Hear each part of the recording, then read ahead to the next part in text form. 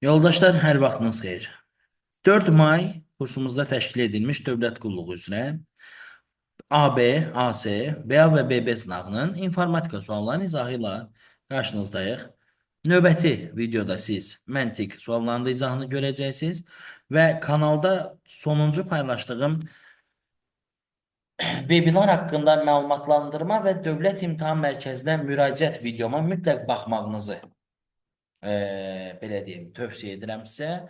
Çünki orada həm imtahana gedənlər üçün çox faydalı məlumatlar bölüşmüşəm, həm də hamımızın taleyini həll edən bir məsələ ilə bağlı, yəni Dövlət İmtahan Mərkəzinin son imtahanda etdiyi bir detalla bağlı bir açıqlama vermişəm. İnşallah vaxt tapsaz o videoda mütləq şəkildə baxın. Biz indi sualların izahlarıyla tanış olacağıq. İlkin təxminən 15 sual bütün kateqoriyalar üzrə istifadə olunmuş ortaq suallardır. Daha sonra 3 dənə də sual var ki, biri AS-yə, biri BA-ya və biri də deyəsən AB-yə əlavə olaraq saldığımız sualdır, hansı ki BB kateqoriyasında yox idi. Qısacası 56-dan 70-ə qədər hamı dinləyir.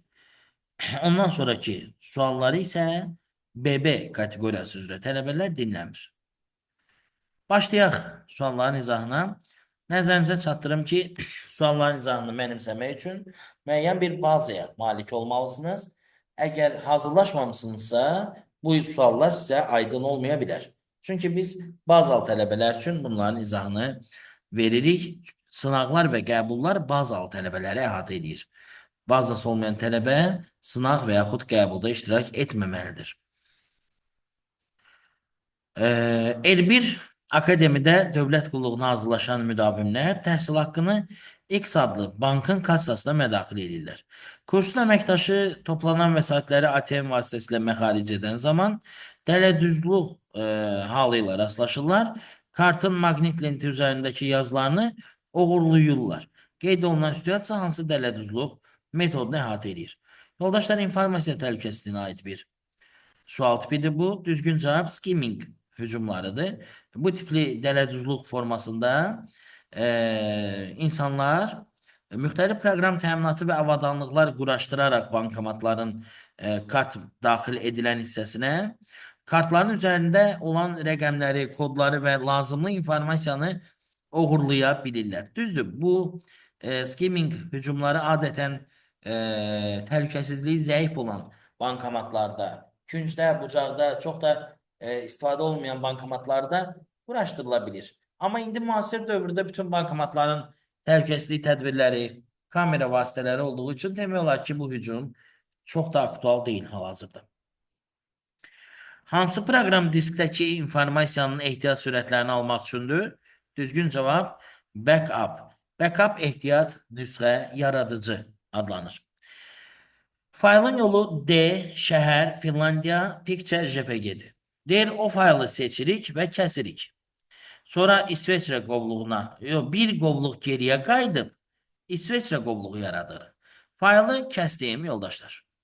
İndi Finlandiya qovluğundayım. Bir qovluq əvvələ qayıtdım, yəni şəhərə. Bu o deməkdir ki, artıq mən Finlandiyadan çıxdım. Həmin o şəhərin içərisində İsveçrə qovluğu yaradırıq. Deməli, şəhərdən sonra İsveçrə sözü olacaq. Və faylı da həmin qovluğa yapışdırırıq. Və faylın yeni yolu necə olacaq? D, şəhər, İsveçrə, picture. Cavab A variantı. B səhvdir, çünki Finlandiya sözü olmamalıydı. C səhvdir, çünki İsveçrə və şəhərlərin yerləri dəyişilib. D səhvdir, çünki digər qovluqlar qeyd olunmayıb. Y səhvdir, çünki İsveçrə əvəzinə İsveç qeyd olunub.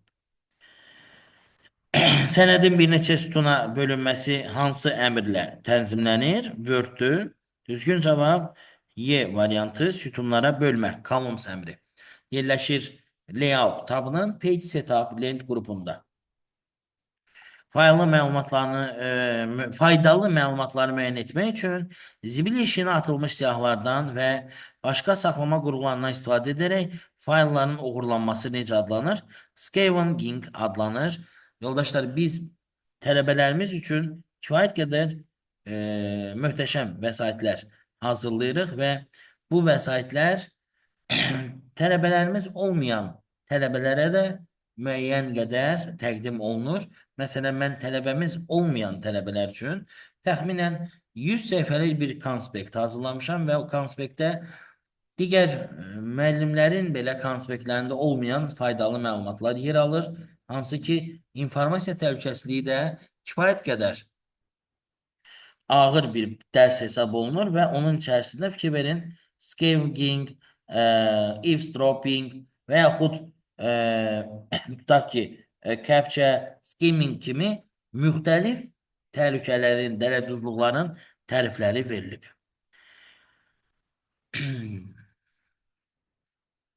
Nida simvolu istinada çevirir. Neyi? Müxtəlif iş vərəqlərində olan detalları. Yoldaşlar, baxın, məsələn, yazıram, bərabərdir. Sheet 3, məsələn, nida A1. Üçüncü işçi vərəqin A1 xanası deməkdir. Yəni, nida başqa işçi, müxtəlif işçi vərəqlərə istinad edir. Bir vərəqdə başqa vərəqin xanalarına müraciət edir. Bu tipli suallar haqqında kifayət qədər sadə bir praktikamız mövcuddur. Biz bunu tələbələrimizə belə öyrənin deyirik. Deyirik, təkləri bir topla, cütləri də bir-birinə bərabər elə. Təbii ki, onların açıqlamasını da öyrədirik, amma sınaqda bu qədər uzunçuluq eləmək olmaz. Ona görə qısa konkret deyirəm. Baxın, kimya sözü, tarix sözü və biologiya sözü səhv yazılıb. Üzr istəyirəm, tək yazılıb. Bunları topluyorsunuz. Kimya, biyologiya, biyologiya, tarix, kimya, biyologiya, tarix ve kimya, tarix ise cüt yazılıb. Bu dördünü de topluyorsunuz. Üçü var, birini de x yazırsınız, topluyorsunuz. Ve bunları birbirine beraber ediyorsunuz.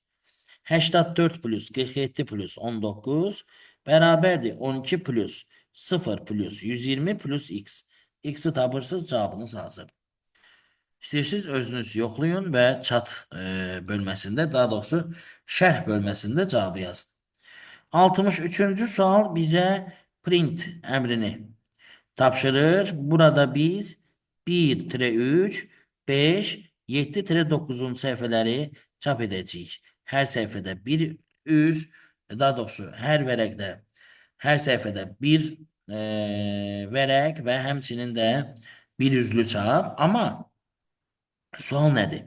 Birdən deyir, başlayaraq nömrələnmiş 25 səhifənin çapı zamanı 15-ci vərəqin üzərində nə yazılacaq? Hansı səhifənin nömrəsi yazılacaq? Çap collateddir. Yəni nizamlı çap. Belə deyək də, buna nə deyirlər? Dəstələnmiş çap.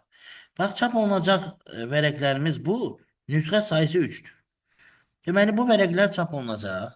1, 2, 3, daha sonra 5, 7, 8, 9. Daha sonra bunlardan bir nüsxədə çap olunacaq. 1, 2, 3, 5, 7, 8, 9 və bir də 1, 2, 3, 5, 7, 8, 9. Niyə? Çünki 3 nüsxə idi. Deyir, çapdan çıxan 15-ci vərəqin üzərində hansı səhifənin nömrəsi yazılıb? Gəlin sayaq. 1, 2, 3, 4, 5. 6, 7, 8, 9, 10, 11, 12, 13, 14. 15-ci vərəqin üzərində təbii ki 1 yazılacaq. Yoldaşlar, 64-cü sualda insert footnote əmrinin hansı lent tabında yerləşdiyini Word proqramında soruşub. Düzgün cavab referensiz. Həmçinin 65-ci sualda da PowerPoint proqramında qeyd olunan müddət hansı görünüş rejimində görünür deyir. Bu ağır sualdır.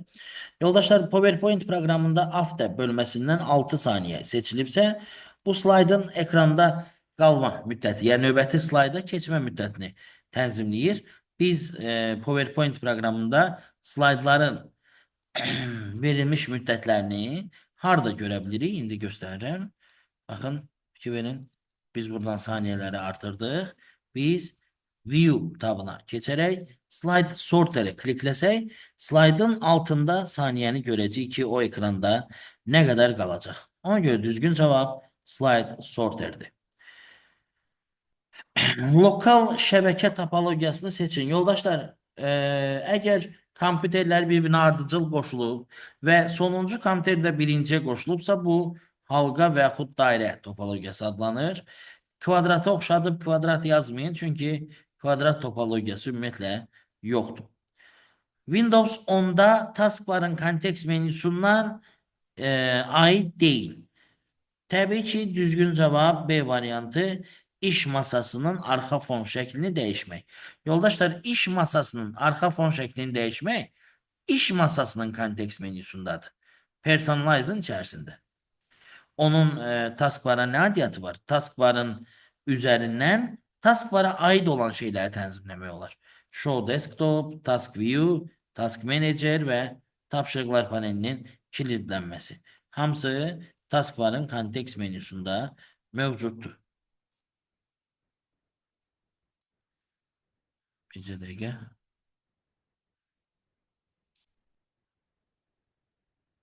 Taskbar üzerinde sağ düğme vurup o menünü açıp bakabilirsiniz. Ana plat üzerinde yerleşmeyenleri seçin. Düzgün cevap HDD, Kuller ve qida bloku. Bunlar sistem blokunun daxilindedir, lakin ana platanın üzerinde değil. 2, 5 ve 6. Cevap A variantı. 69-cu sual sizə yenə də informasiya təhlükəsizliyindən təqdim olunub. İnformasiya və informasiyalaşdırma haqqında qanuna əsasən əldə edilməsi qanunla məhdudlaşdırılan informasiya məxfi və ya konfidensial məlumat hesab olunur. Verilmiş elektron cədvəl fraqmentinə əsasən C4 xanasının qiymətini tapın. C4 xanası yazılıb SAM C2, C3, yəni C2 və C3 xanalarını tap və topla. Average A2, B4. A2'den B4'e kadar olan ədədlərin ədədi ortası. Yoldaşlar, bunları toplayanda görək neçə edir? 12, 16, 25, 31, 35. 6 dənədilər. 30, üz üstəm 36. Bir də yoxlayayım. 12, 21, 25, 30, 36. 36'nı 6'ya böləndə average ədədi ortadır. Cavab edir 6. Product A4, B4. A4, B4'də A4, B4. A4, B4'te bunlardır. Yani 6 vur 5. Product hasil demək daha 30. Samda cəmdir. 30 ile 6'ını toplayanda edir 36. İndi isə AS kateqoriyası üzrə imtahana saldığımız bir suala baxırıq. Bu bölmə digər kateqoriyalar üçün aktual deyil. Monitor qurğusu elektron hesablama maşınlarına neçənci nəsildən qoşulub? 2-ci nəsil. 69-cu sual isə həm BA, həm də AC kateqoriyası üzrə imtahanlara saldığımız bir sualdır. Deyir, həcmi 3 MB olan faylı ötürmək üçün 3 megabit böl saniyə olan sürətli modemə ən az neçə saniyə lazımdır? 3 megabit böl saniyə nə deməkdir? Yəni 1 saniyəyə 3 megabit informasiya göndərilir. Bəs neçə saniyəyə 3 megabayt göndərilir? Buradan x bərabər olur. 1 vurulsun 3 megabayt. Bölünsün 3 megabit. Yoldaşlar, mega kəmiyyəti ixtisar gedir. Həm yuxarı həm aşağı ilə. 3 ilə də 3 ixtisar gedir. 1 baytın da içində 8 bit yerləşir. Baytı bitə böləndə cavab 8 qalır. Və sonuncu sualda yalnız BA kateqoriyası üzrə düşən sualdır. Akses bölməsini əhatə edir.